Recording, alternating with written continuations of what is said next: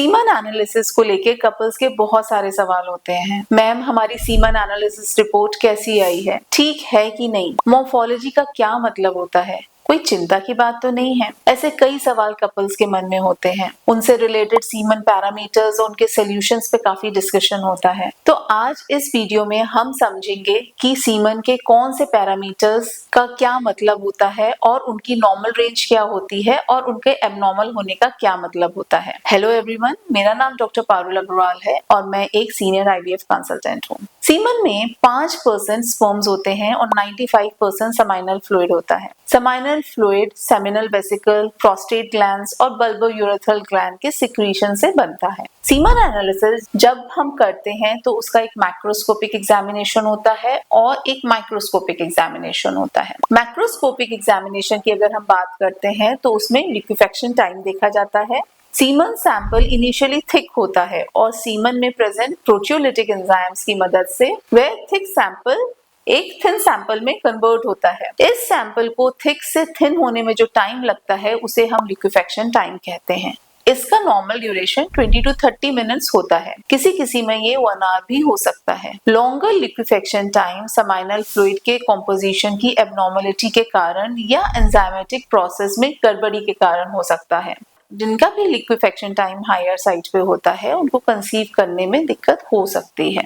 बात करते हैं वॉल्यूम की। नॉर्मल रेंज जो होती है वो 1.5 to 5 ml होती है। 1.5 ml से कम वॉल्यूम को हम हाइपोस्पर्मिया बोलते हैं। हाइपोस्पर्मिया पार्शियल या कंप्लीट ब्लॉकेज रिप्रोडक्टिव सिस्टम में अगर होता है उसके कारण हो सकती है, या फिर इंफेक्शन और सेक्सुअली ट्रांसमिटेड डिजीजेस के कारण भी हो सकती है।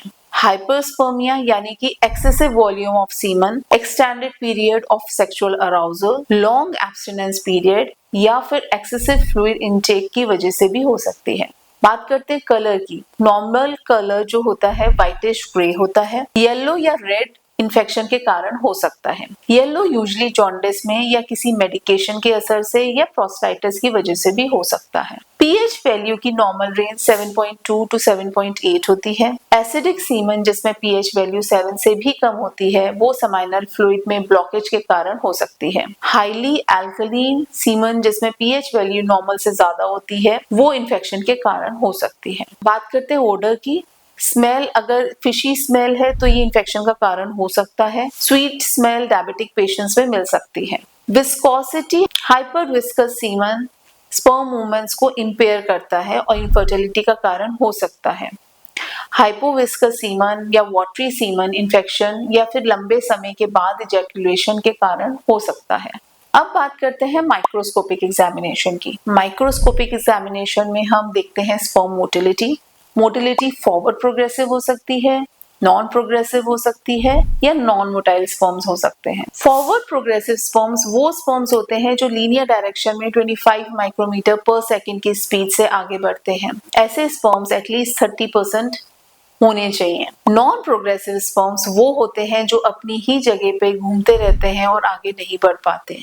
नॉन मोटाइल स्पर्म्स में बिल्कुल भी मूवमेंट नहीं होता है। Healthy range for sperm viability more than 54% होती है। लेस वायबिलिटी टेस्टिस में एक्सेसिव हीट एक्सपोजर या फिर इन्फेक्शन के कारण हो सकती है या किसी टॉक्सिक सब्सटेंस के एक्सपोजर के कारण भी हो सकती है।